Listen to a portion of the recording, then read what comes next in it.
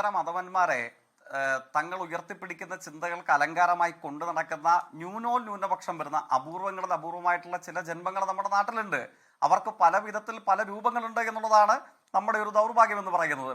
അതിൽ നിർഭാഗ്യവശാൽ അപൂർവം വരുന്ന ചില ചലച്ചിത്ര നടിമാരുണ്ട്, അപൂർവം വരുന്ന ചില പാർലമെന്റ് മെമ്പർമാരുണ്ട്, അപൂർവം വരുന്ന ചില മുൻ KPCC പ്രസിഡന്റുമാരുണ്ട്.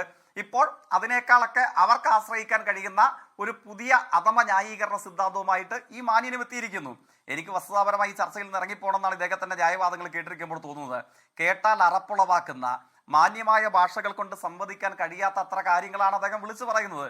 അദ്ദേഹം വിളിച്ചു പറഞ്ഞതിൽ പലരും യഥാർത്ഥത്തിൽ ഈ സർവൈവറെ അപമാനിക്കാൻ പര്യാപ്തമായ വാചകങ്ങളായിരുന്നു. ഇല്ലേ? ആരുടെയൊക്കെയോ ജീവിതം തകർത്തുവെന്ന്. ആരുടെ ജീവിതം തകർത്തുവെന്നാണ് നിങ്ങൾ പറയുന്നത്?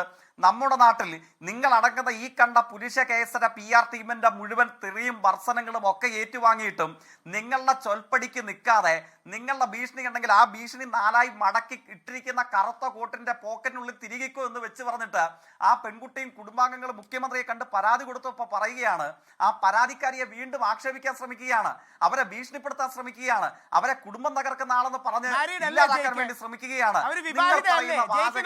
മനുഷ്യത്വ വിരുദ്ധത. അങ്ങ് സംസാരിച്ചപ്പോൾ ഇടപെട്ടില്ലല്ലോ. എനിക്ക് അങ്ങയുമായി തർക്കത്തിന് താല്പര്യമില്ല. ഞാൻ പറഞ്ഞല്ലോ എനിക്ക് അങ്ങയുമായി തർക്കത്തിന് താല്പര്യമില്ല. അങ്ങ് വ്യക്തിപരമായി ആളുകളുടെ വിവാഹവും വിവാഹമോചനവും വിവാഹേതര ബന്ധത്തിന്റെയും കണക്കെടുത്തിട്ട് നീതിയുടെ ത്രാസുമായിട്ട് നടന്ന് എല്ലാവർക്കും വേണ്ടത് അളന്നു തൂക്കി കൊടുക്കുന്ന കലാപരിപാടി അങ്ങേക്കുണ്ടെന്ന് എനിക്കറിയില്ലായിരുന്നു. അങ്ങേക്കുണ്ടെങ്കിൽ അങ്ങത് തുടർന്നു, അങ്ങയുടെ അവസരത്തിൽ തുടർന്നാൽ മതി. എന്റെ അവസരത്തിൽ കയറി അങ്ങത് തുടരേണ്ട കാര്യമില്ല. പിന്നെ ഈ പരാതിക്കാരനെ വെളുപ്പിക്കാൻ അങ്ങ് മാത്രമല്ല, അങ്ങയേക്കാൾ വില കുറഞ്ഞ ആളുകൾ ഇതിനേക്കാൾ വൃത്തികെട്ട വാദവുമായി രംഗപ്രവേശനം ചെയ്തിട്ടുണ്ട് എന്നുള്ളത് കൊണ്ട് അങ്ങയുടെ ഈ വാദങ്ങൾ എനിക്ക് തെല്ലും അത്ഭുതമില്ല. ഇങ്ങനെയൊക്കെ പറഞ്ഞില്ലെങ്കിലാണ് കേരളത്തിന്റെ പൊതുസമൂഹത്തിന് അങ്ങയെ സംബന്ധിച്ച് അത്ഭുതമുണ്ടാകുന്നത്. അങ്ങ് പറഞ്ഞു കയറിപ്പോകുന്നത് എങ്ങോട്ടേക്കാണ്? ഈ അങ്ങ് മാധ്യമ പ്രവർത്തനോട് ചോദിക്കുന്നു അല്ലേ, ഈ പരാതിക്കാരിയെ സംബന്ധിച്ചും പരാതിക്കാരിയുടെ കുടുംബ ബന്ധങ്ങളെയൊക്കെ സംബന്ധിച്ചും അല്ലേ, ഏതൊക്കെ പരാതികളെ കുറിച്ച് അങ്ങ് ചോദിക്കാം? അങ്ങനെയാണെങ്കിൽ എത്രയൊക്കെ പരാതിക്കാരെ കുറിച്ച് ചോദിക്കണം?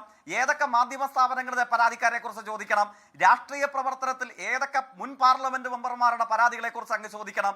കോൺഗ്രസുകാരായി തന്നെ നിൽക്കുന്ന വിവിധ മേഖലകളിൽ പ്രവർത്തിക്കുന്ന, സാഹിത്യ മേഖലയിൽ പ്രവർത്തിക്കുന്ന, സാംസ്കാരിക മേഖലയിൽ പ്രവർത്തിക്കുന്ന, ചലച്ചിത്ര മേഖലയിൽ പ്രവർത്തിക്കുന്ന, അഡ്മിനിസ്ട്രേറ്റീവ് സർവീസ് രംഗത്ത് പ്രവർത്തിക്കുന്ന എത്ര പേരുടെ പരാതി ഉണ്ട് എന്ന് കോൺഗ്രസ് നേതാക്കന്മാർ തന്നെ ഒളിഞ്ഞും തെളിഞ്ഞും അങ്ങ് സൂചിപ്പിച്ച് ഈ മാധ്യമങ്ങൾക്ക് മുമ്പിൽ പറഞ്ഞത് നമ്മുടെ മുമ്പിലുണ്ട്.